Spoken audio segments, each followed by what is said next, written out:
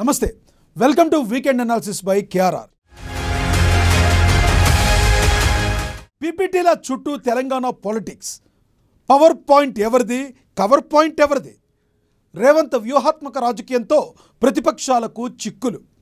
BC రిజర్వేషన్ల అంశం బీజేపీకి సవాల్గా మారిందా? కన్ఫ్యూజ్ పాలిటిక్స్తో కవిత ఫైనల్గా సాధించేదేంటి?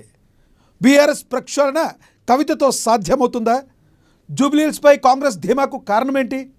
తాజా రాజకీయ పరిణామాలపై ఏఎన్ఎన్సీఓ జర్నలిస్ట్ కంది రామచంద్రరెడ్డి వీకెండ్ అనాలిసిస్.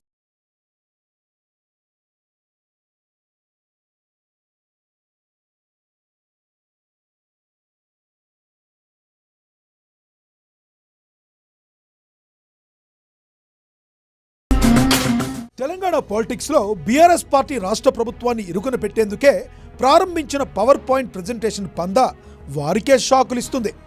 కౌంటర్ ఇవ్వడానికి కాంగ్రెస్ ప్రభుత్వం ఇదే పందా ఎంచుకుని పక్కా సమాచారంతో వరుస పీపీటీలు ఇవ్వడంతో బీఆర్ఎస్ ఆత్మరక్షణలో పడింది. ఈ పవర్ నుండి ఎలా కవర్ చేసుకోవాలో తెలియక సతమతమవుతుంది.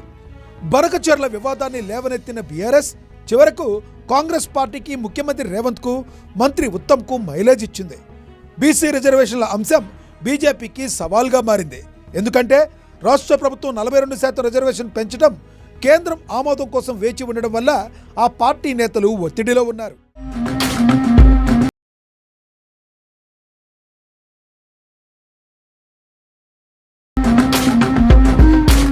రేవంత్ వ్యూహాత్మక రాజకీయం ఇటు ప్రతిపక్షాలకు చక్రబంధం, అటు ప్రజలకు సంక్షేమ మంత్రం.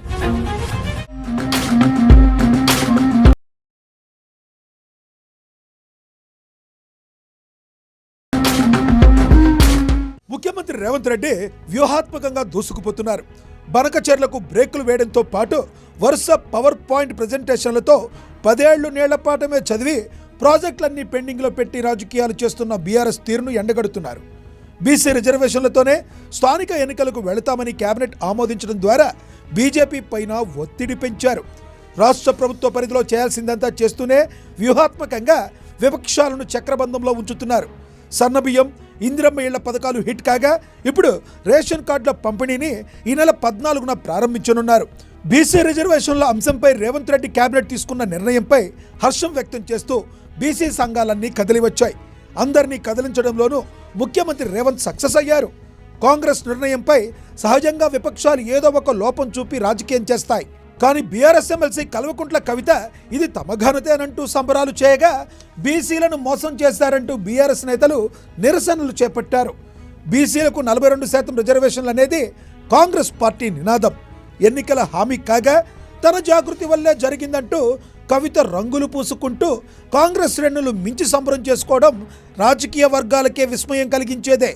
మరోవైపు జాతీయ మీడియా ఇంటర్వ్యూలో తనకు కేటీఆర్కు మధ్య విభేదాలు లేవని, పార్టీలో కొన్ని దయ్యాలున్నాయని, పార్టీని ప్రక్షాళన చేసి వచ్చే ఎన్నికల్లో అధికారంలోకి తీసుకురావడమే తన లక్ష్యమని చెబుతున్నారు.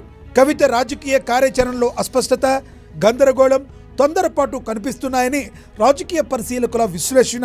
బీఆర్ఎస్ను పునరుజ్జీవనం చేయడం లేదా ప్రక్షాళన కవితతో సాధ్యమవుతుందని అనుకోవడం కష్టం. పార్టీ 2023 ఎన్నికల్లో ఓటమి, లోక్సభ ఎన్నికల్లో ఒక్క సీటు కూడా గెలవకపోవడం, అంతర్గత సమస్యల వల్ల బలహీనపడింది.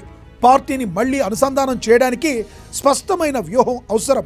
ఇది ప్రస్తుతం కనిపించడం లేదు.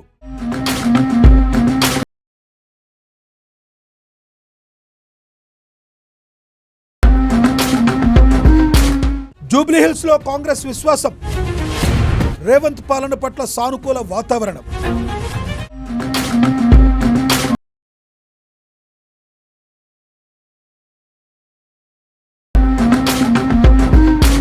కాంగ్రెస్ పార్టీ జూబ్లీహిల్స్ ఉప ఎన్నికపై పూర్తి విశ్వాసంతో ఉంది.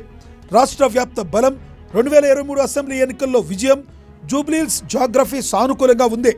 రేవంత్ రెడ్డి హైడ్రా వంటి కార్యక్రమాలు, సిటీ అభివృద్ధిపై దృష్టి జూబ్లీహిల్స్ వంటి ప్రాంతాల్లో ఓటర్లను ఆకర్షిస్తున్నాయి. బీఆర్ఎస్ అంతర్గత సమస్యలు, నాయకుల డిఫెక్షన్ వల్ల వారి స్థానం బలహీనపడింది. ఇది కాంగ్రెస్కు అనుకూల వాతావరణాన్ని సృష్టిస్తుంది. అయితే అభ్యర్థుల ఎంపిక, అంతర్గత రాజకీయాలు కీలకం కానున్నాయి.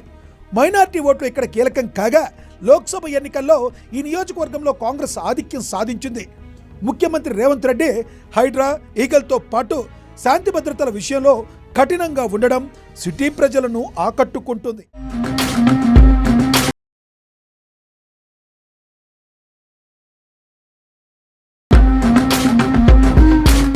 ఆర్ ఇన్ ఆర్ అవుట్, కాషాయ కోటలో కలహ రాజకీయం.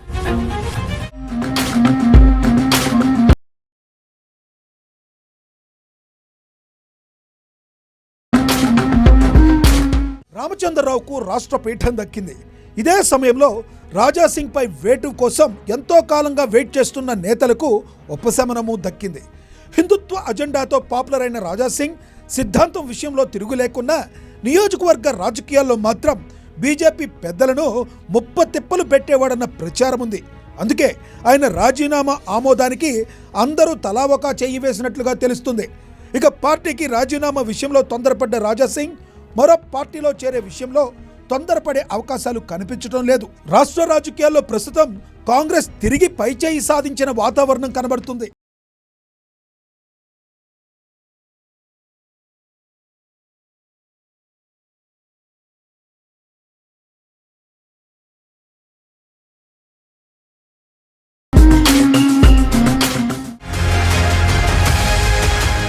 ఇది వారం వీకెండ్ అనాలిసిస్ బై కేఆర్ఆర్. చూస్తూనే ఉండండి ఏఎన్ఎన్.